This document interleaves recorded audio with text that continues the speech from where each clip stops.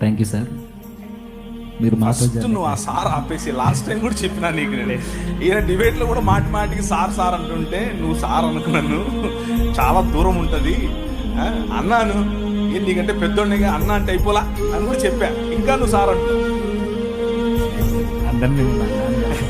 లేదు సార్ అన్న, సార్ అన్న, అన్న సారు, సారు ఎన్ని మనకి ఎందుకు, కరెక్ట్గా అన్నాను.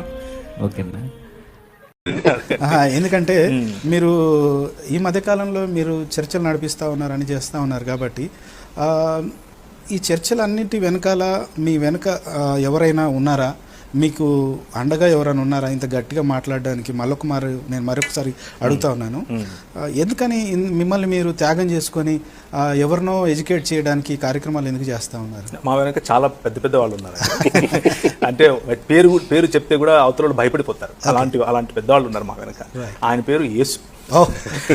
2000 సంవత్సరాల క్రితం ఆయన ఇలాంటి అంటే నిజమైన స్వాతంత్రం కోసం తనను తాను బలిగా, తనను తాను ఒక నిజమైన లెజెండ్గా ఆయన చూపించాడు. కాబట్టి ఆయన చూపించిన మార్గంలో నడుస్తూ